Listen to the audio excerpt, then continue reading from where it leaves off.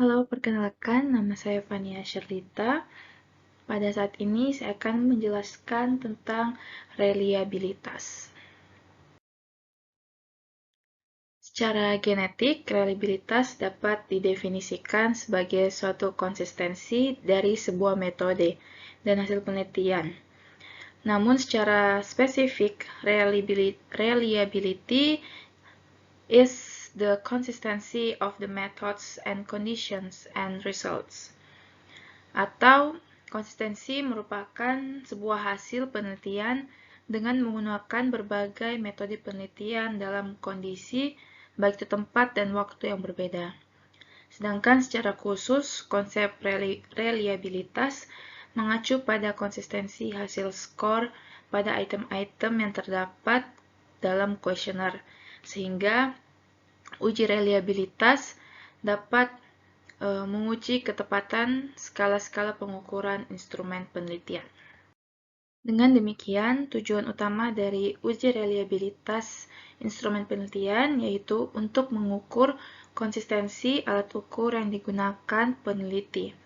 Dalam konteks ini, peneliti mau mengetahui apakah terdapat ketepatan hasil pengukuran pada sampel yang sama dalam waktu yang berbeda, atau dalam instrumen penelitian, misalnya kuesioner, dinyatakan reliable apabila instrumen tersebut dapat menyediakan hasil skor yang konsisten pada setiap pengukuran. Dengan demikian, alat ukur tersebut atau item-item tetap menyediakan hasil pengukuran yang konsisten dalam waktu yang berbeda.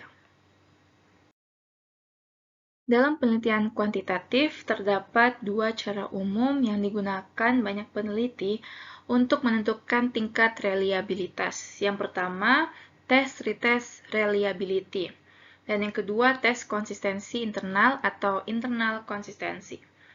Test-retest reliability menurut Usman dan Akbar, yaitu tes yang digunakan ketika seorang peneliti melakukan tes pada sampel penelitian yang sama dalam waktu yang berbeda, atau seorang responden diberikan kuesioner atau tes yang sama dalam waktu yang berbeda. Kemudian hasil dari kedua tes tersebut dikorelasikan atau dihubungkan untuk melihat hasil konsistensi dari tes tersebut. Semakin tinggi tingkat korelasi atau hubungan pada tes pertama dan tes kedua, maka semakin baik pula reliabilitas skala pengukurannya. Sedangkan dalam pendekatan konsistensi internal, data skor diperoleh melalui prosedur satu kali pengenaan satu tes terhadap sekelompok individu sebagai subjeknya, atau single trial administration, sehingga metode ini mempunyai nilai praktis dan efisiensi yang tinggi dibandingkan prosedur tes ulang.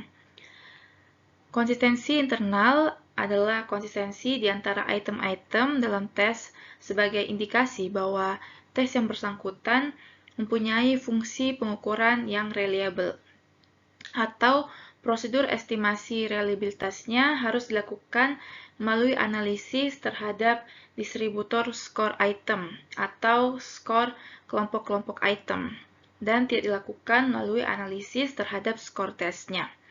Apabila estimasi reliabilitas pengukuran dilakukan dengan cara melihat konsistensi di antara kelompok-kelompok item, maka perlu dibuat beberapa kelompok item yang disebut belahan tes. Tes konsistensi internal yang paling tepat dipakai ialah alpha-Kornbeck atau alpha coefficient. Rentang nilai koefisien alfa berkisar antara 0 atau tanpa reliabilitas hingga 1 atau reliabilitas sempurna. Para ahli juga menentukan nilai koefisien alfa sebagai berikut. Kalau 0 itu artinya tidak memiliki reliabilitas. Kalau lebih dari 0,70 artinya reliabilitas dapat diterima. Lebih dari 0,80 itu reliabilitasnya baik. Dan 0,90 reliabilitas sangat baik atau excellent reliability. Sedangkan 1 itu adalah reliabilitas sempurna.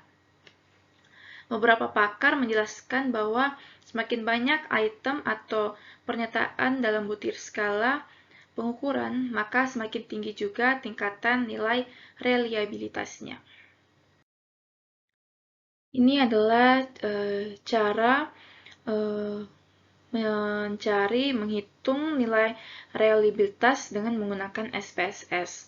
Pertama, setelah diisi semua data-datanya, klik Analyze, kemudian pilih Scale dan Reliability Analysis.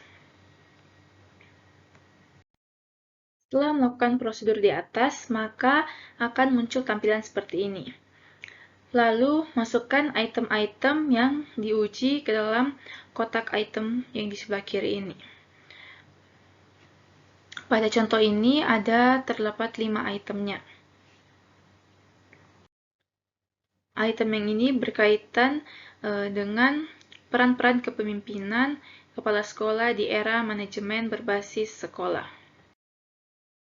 Setelah melakukan prosedur yang tadi dan mengklik OK, maka prosedur tadi akan menghasilkan hasil data analisis seperti ini. Sehingga dapat dilihat bahwa validitasnya 86,4% dan nilai reliabilitasnya yaitu 0,83%. Instrumen yang memiliki tingkat reliabilitas yang baik dengan nilai alpha koefisien 0,83.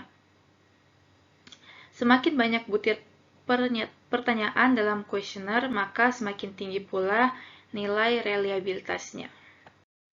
Dengan kata lain, instrumen pengukuran yang menggunakan banyak item pertanyaan, maka akan reliable pula hasilnya.